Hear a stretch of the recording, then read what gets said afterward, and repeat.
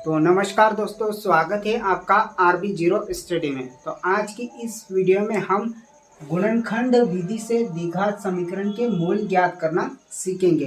तो अगर आप इंटरेस्टेड हो, सीखना चाहते हो तो इस वीडियो को पूरा अवश्य देखिएगा। और हमारे चैनल पे पहली बार आए हो तो दोस्तों चैनल को सब्सक्राइब भी कर लीजिएगा, क्योंकि हम 10th क्लास से संबंधित ऐसे ही वीडियो लाते रहते हैं जो कि 10th क्लास में आपको अच्छे मार्क्स दिलाने में काफ़ी मदद करेगा। तो चलिए दोस्तों शुरू करते हैं। देखिए प्यारे दोस्तों, यहाँ पर हमें एक द्विघात समीकरण दिया हुआ है। इसका हमें गुणनखंड विधि से समीकरण के मूल ज्ञात करना है। ठीक है, तो कैसे ज्ञात करेंगे? तो यहाँ पर लिखिए आप हल, और इस समीकरण को हम यहाँ पर उतार लेंगे।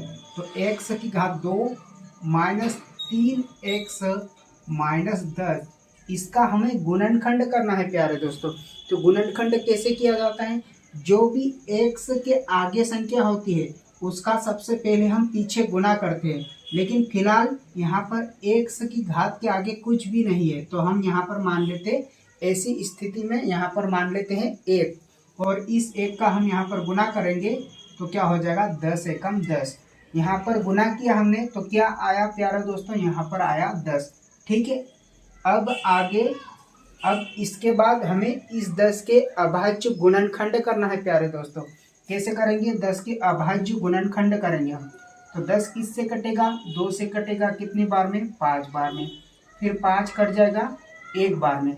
तो इस प्रकार से हमने 10 के अभाज्य गुणनखंड किया तो क्या आया दोस्तों? यहाँ पर 5 और 2 आया। ठीक है, जब हमारे पास 2 नंबर आ जाते हैं तो हमें ऐसी संख्या सोचनी होती है जिन्हें गुणा करने पर माइनस के 10 आ जाए और उनको जोड़ने या घटाने पर माइनस के 3 आ जाए।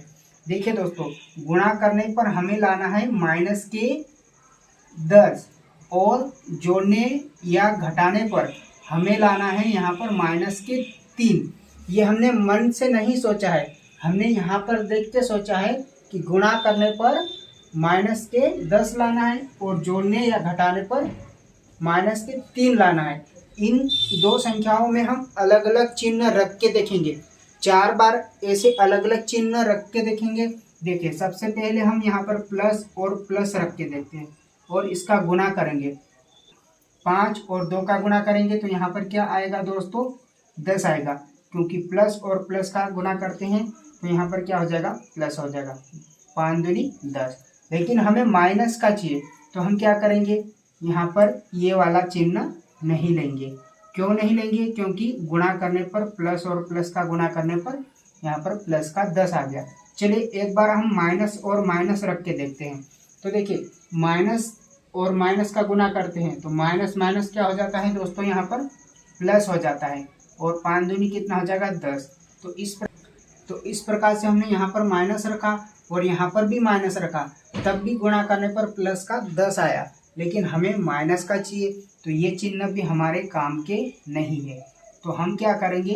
एक बार क्या करेंगे दोस्तों? यहाँ पर रखेंगे, एक बार रखेंगे प्लस का और एक बार रखेंगे माइनस का।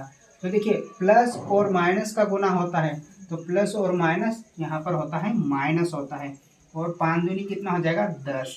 ठीक है, हमने गुना करने पर माइनस 10 तो ले आया, लेकिन हमें जोड़ने या घटाने पर माइनस के 3 भी लाना है दोस्तों। तो यहाँ पर देखिए, प्लस के 5 और माइनस के 2 घटाएंगे तो प्लस में से 5 में से 2 जाएगा तो यहाँ पर क्या बचेगा दोस्तों? 3 बचेगा। बड़ी संख्या के साथ जो चिन्ह होता है वही चिन्ह यहाँ पर भी बचता है। तो इस प्रकार से हमने यहाँ पर 5 में से 2 को घटाया तो यहाँ पर प्लस का 3 आया, लेकिन हमें माइनस का 3 लाना है और माइनस के 10 लाना है। माइनस 10 तो आ गया, लेकिन माइनस 3 नहीं आया, यहाँ पर क्या आ गया? प्लस। तो इस प्रकार से हम इस चिन्ह को भी नहीं लेंगे। तो हम क्या करेंगे? यहाँ पर अभी क्या लिए थे हमने? यहाँ पर प्लस लिया था और यहाँ पर माइनस लिया था। अब इधर माइनस करते हैं और इधर प्लस करते हैं। चलिए गुना करके देखिए, 5 का गुणा प्लस 2 से करेंगे, माइनस 5 का गुणा प्लस 2 से करेंगे तो 5 दूनी कितना हो जाएगा? 10। और माइनस और प्लस होता है माइनस। तो इस प्रकार से 5 और 2 का गुना किया तो माइनस 10 तो आ गया। हमें इसको भी चेक करना है, जोड़ने या घटाने पर हमें लाना है माइनस के 3। देखिए 5 में से 2 जाएगा तो यहाँ पर बचेगा 3, और बड़ी संख्या के साथ जो चिन्ह होता है वही चिन्ह यहाँ पर भी बचता है। तो इस प्रकार से हमने चेक किया, -5 रख के और +2 रख के, तो गुणा करने पर -10 भी आ गया और जोड़ने या घटाने पर -3 भी आ गया। इसका मतलब है कि हमें यहाँ पर -5 लेना है और यहाँ पर +2 लेना है। ऐसा आपको 4 बार सोचना है दोस्तों, 4 बार अलग अलग चिन्ह रख के देखना है। पहले प्लस रखना है, नहीं आए तो फिर माइनस रख के देखना है, फिर प्लस रख के देखना है। इस प्रकार से 4 बार आपको चेक करना है। 4 बार में एक न एक तरीका आपका फिट हो जाएगा। ठीक है, तो यहाँ पर ये तरीका फिट हो गया। ये अभी हमारा कोई काम के नहीं है, ये सब हमारे कोई काम के नहीं। सिर्फ काम का क्या है दोस्तों, यहाँ पर सिर्फ हमारे काम का है यहाँ पर -5 + 2, इसके नीचे लगा दे, इसके साथ लगा देंगे हम यहाँ पर x, और यहाँ पर भी लगा देंगे 2 के साथ x। ठीक है, और इस बीच वाले भाग के स्थान पर हम रख देंगे इस पूरे को। बाकी वैसा की वैसा उतारेंगे दोस्तों, यहाँ पर x⁻2 भी वैसा उतारेंगे। फिर -5x + 2x रखेंगे, -5x + 2x, फिर -10।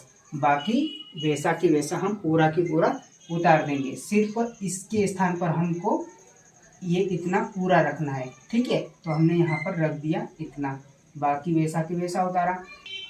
फिर अगली स्टेप दोस्तों, यहाँ से हमें 2 पदों का जोड़ा बनाना है इस प्रकार से। ठीक है, 2 पदों का जोड़ा बनाएंगे और इसमें से हम कॉमन निकालेंगे। कॉमन कैसे निकालते हैं दोस्तों, इधर समझिए। यहाँ पर क्या x⁻2 - 5x, तो x⁻2 का मतलब इसको क्या लिख सकते हैं हम, x गुना x लिख सकते हैं। x में x का गुना करते हैं तो क्या आता है, x⁻2 आता है। फिर यहाँ पर क्या है, माइनस, तो यहाँ पर लिखो माइनस, और 5 गुना यहाँ पर लिखेंगे x। इस प्रकार से हमने लिख लिया। और यहाँ से अभी क्या करेंगे, कॉमन निकालेंगे। कॉमन कैसे निकालते हैं, जो यहाँ पर भी हो और यहाँ पर भी हो, दोनों में हो तो वो कॉमन निकल जाता है। तो यहाँ पर क्या है, x, और यहाँ पर भी है x, दोनों में है, तो दोनों में है उसको निकालते हैं हम बाहर। तो यहाँ निकाल दिया हमने x को कॉमन, तो बच क्या गया दोस्तों, यहाँ पर x - 5 जो बच जाता है उसको कोष्टक के अंदर रखते हैं। तो इस प्रकार से हमने यहाँ पर x निकाल लिया। तो यहाँ पर क्या बचा दोस्तों, एक, यहाँ से हमने x निकाला तो यहाँ पर क्या बच जाएगा दोस्तों, x, फिर माइनस का माइनस, यहाँ से x निकल गया तो यहाँ पर क्या बचा, 5। तो इस प्रकार से कॉमन निकाला जाता है। ठीक है, फिर यहाँ पर प्लस है तो प्लस रखेंगे। यहाँ पर जो भी चिन्ह है वही चिन्ह यहाँ पर भी रखते हैं दोस्तों। ठीक है, अब यहाँ से हम कॉमन निकालेंगे दोस्तों। तो यहाँ से ऐसी संख्या निकालना है कॉमन जिससे x - 5 आ जाए। यहाँ पर भी और यहाँ पर भी सेम पद आना चाहिए। x - 5 यहाँ पर भी है तो यहाँ पर भी कॉमन निकालने पर x - 5 आना चाहिए। तो कैसे निकालेंगे, इसको भी हम तोड़ के लिख लेते हैं। यहाँ पर क्या है, 2x - 10 है, तो 2x को लिख सकते हैं हम 2 गुणा x, फिर माइनस का माइनस, और 10 को लिख सकते हैं हम यहाँ पर 2 गुणा 5। तो इस प्रकार से यहाँ पर दोनों में कॉमन क्या है, 2 कॉमन है, तो यहाँ पर 2 निकाला हमने। तो क्या बच गया दोस्तों, यहाँ पर x - 5, इस तरह से। तो यहाँ से हमने कॉमन निकाला 2, तो क्या बच गया दोस्तों, यहाँ पर x बचा, और यहाँ से क्या बच जाएगा दोस्तों, 5 बच जाएगा। ठीक है, कॉमन निकालने का मतलब है दोस्तों, इस वाले पद में हम जो संख्या कॉमन निकाले उससे भाग देते जाना। जैसे हमने यहाँ से 2 कॉमन निकाला तो इस वाले पद में हम 2 से भाग देंगे तो 2 से 2 कट जाएगा, तो यहाँ पर क्या बचेगा, x। इस 10 में 2 से भाग देंगे तो यहाँ पर क्या बचेगा, 5 बचेगा। कॉमन निकालने का मतलब भी भाग देना होता है। ठीक है, अगर आपको नहीं समझ में आए तो इस प्रकार से आपको टुकड़े करके लिख लेना है। ठीक है, इस प्रकार से हमने इसमें से और इसमें से कॉमन निकाला, इसमें से कॉमन निकाला तो यहाँ पर x कॉमन निकला और x - 5 बच गया। ठीक है, यहाँ से कॉमन निकाला 2, तो यहाँ पर 2 और x - 5 यहाँ से बचेगा। ठीक है, अब देखिए यहाँ पर भी x - 5 और यहाँ पर भी x - 5, तो इसमें से भी हम कॉमन निकाल लेंगे। तो यहाँ पर क्या बचेगा दोस्तों, यहाँ पर बचेगा x - 5 कॉमन निकल जाएगा, तो ये बचेगा x प्लस 2, x प्लस 2। इसको भी हमें कोष्टक में लिखना है दोस्तों। बहुत सारे बच्चे क्या करते हैं, गलती कर देते हैं, इनको कॉमन निकालने के बाद यहाँ पर गुणा का चिन्ह लगा देते हैं, या फिर प्लस का या फिर माइनस का। तो हमें लास्ट में यहाँ से जब कॉमन निकालेंगे तो दोनों को कोष्टक के अंदर लिखना होता है। तो इस प्रकार से हमने इसका अभाज्य गुणनखंड किया द्विघात समीकरण के। ठीक है, तो यहाँ पर लगा दो 0, यहाँ पर भी लगा दो 0, यहाँ पर भी लगा दो 0 और यहाँ पर भी लगा दो 0। इस प्रकार से हमने यहाँ पर अभाज्य गुणनखंड किया तो x माइनस 5 और x प्लस 2 आया। अब यहाँ से हमें क्या निकालना है, द्विघात समीकरण के मूल निकालना है। तो क्या करेंगे, एक बार x माइनस 5 के बराबर 0 रखेंगे, x माइनस 5 के बराबर 0 रखेंगे, और एक बार x प्लस 2 के बराबर भी 0 रखेंगे। इस तरह से हमने दोनों के बराबर अलग अलग 0 रख लिया। ठीक है, अब x के मान निकालेंगे। x अब यहाँ पर माइनस के 5 है, बराबर के उस तरफ जाएगा तो प्लस का 5 हो जाएगा। तो x बराबर यहाँ से क्या निकला दोस्तों, x बराबर यहाँ से निकला 5, और यहाँ से निकालेंगे x बराबर प्लस के 2 है, बराबर के उस तरफ जाएगा तो यहाँ पर हो जाएगा माइनस के 2। तो इस तरह से हमने यहाँ पर x बराबर 5 और x बराबर माइनस 2 निकाला। तो ये निकल गए दोस्तों यहाँ पर द्विघात समीकरण के मूल। तो हम लास्ट में एक लाइन लिख देंगे यहाँ पर अतः, तो लास्ट में लिख देंगे हम दोस्तों अतः द्विघात समीकरण के मूल 5 और माइनस 2 है। तो आई होप दोस्तों आपको यहाँ पर द्विघात समीकरण के मूल ज्ञात करना समझ में आ गया होगा। तो प्यारे दोस्तों, अगर आपको यहाँ तक समझ में आया हो तो नीचे जो लाइक का बटन है उसे भी दबा दीजिएगा, और हमारे चैनल पे पहली बार आए हो तो चैनल को सब्सक्राइब भी कर लीजिएगा। तो चलिए एक और सवाल समझते हैं जिससे आपको और अच्छे से क्लियर हो जाएगा। देखिए दोस्तों, यहाँ पर 2x की घात 2 प्लस x माइनस 6 बराबर 0 है। इसे हमें गुणनखंड विधि से द्विघात समीकरण के हमें और मूल ज्ञात करना है। ठीक है, तो कैसे ज्ञात करेंगे, यहाँ पर लिखिए हल 2x की घात 2 प्लस x माइनस का 6 बराबर 0। ठीक है, गुणनखंड कैसे किया जाता है प्यारे दोस्तों, पहली स्टेप होती है तो जो भी x स्क्वायर के आगे गुणांक होता है उसका हम सबसे पहले पीछे गुणा कर देते हैं। तो x स्क्वायर का गुणांक क्या है, यहाँ पर 2 है, तो 2 का गुणा हम पीछे कर देंगे 6 से। तो 2 6 कितना हो जाएगा दोस्तों, यहाँ पर 12 हो जाएगा। इसका गुणा हमने पीछे किया तो क्या हो गया दोस्तों, यहाँ पर 12 हो गया। अब जब 12 आ जाता है तो हम क्या करते हैं, इसका अभाज्य गुणनखंड करते हैं। अभाज्य गुणनखंड करेंगे, कैसे करते हैं दोस्तों, इसमें हम छोटी से छोटी संख्या से भाग देते हैं जिससे ये कट जाए। तो किससे कटेगा, 2 से कट जाएगा। 2 की टेबल में 12 आता, 2 की टेबल में 12 आता है तो कितनी बार में कट जाएगा, 6 बार में। अब 2 की टेबल में 6 भी आता है, कितनी बार में कट जाएगा, 3 बार में। अब 2 की टेबल में 3 नहीं आता है तो किससे भाग देंगे दोस्तों, यहाँ पर 3 से भाग देंगे। यहाँ पर कितनी बार में कट जाएगा, 1 बार में कट जाएगा। इस प्रकार से हमने 12 के अभाज्य गुणनखंड कर लिए। ठीक है, तो हमें यहाँ पर सिर्फ 2 संख्या लानी रहती है। सिर्फ कितनी संख्या लानी रहती है, 2। लेकिन हमारे पास यहाँ पर अभाज्य गुणनखंड करने पर कितनी संख्या बन गई, 3 संख्या बन गई। तो जो छोटी संख्या होती है उसका हम आपस में गुणा कर देते हैं। तो यहाँ पर क्या हो जाएगा, 2 दूनी 4 हो जाएगा। तो इस प्रकार से हमने 2 संख्या बना ली। 3 को वैसे की ऐसे लिख लिए। ऐसे यहाँ पर प्लस और माइनस रख के 4 बार चेक करना है, जिससे गुणा करने पर यहाँ पर माइनस के 12 आ जाए और जोड़ने या घटाने पर प्लस का 1 आ जाए। गुणा करने पर कितना लाना है दोस्तों, यहाँ पर गुणा करने पर लाना है हमें माइनस के 12, और जोड़ने या घटाने पर हमें लाना है दोस्तों यहाँ पर प्लस का 1, क्योंकि x के आगे कुछ नहीं है, इसका मतलब होता है 1 होता है। ठीक है, तो यहाँ पर हमें लाना है प्लस का 1 जोड़ने या घटाने पर। तो हम 4 बार अलग अलग चिन्ह रख के देखेंगे, तो हो सकता पहली बार में ही आ जाए, हो सकता दूसरी बार में आए, या तीसरी बार में, या फिर चौथी बार में, तो कंफर्म है कि आएगा ही आएगा। ठीक है, तो इस प्रकार से हमें 4 बार अलग अलग चिन्ह रख के देखना है। तो देखिए, मैंने यहाँ पर प्लस रख लिया और यहाँ पर रख लिया माइनस, इस प्रकार से। तो 4 का गुणा 3 से करेंगे, -3 से करेंगे तो यहाँ पर हो जाएगा -12। ठीक है, एक तो आ गया है, कंफर्म हो गया -12, लेकिन हमें जोड़ने या घटाने पर प्लस का 1 लाना है।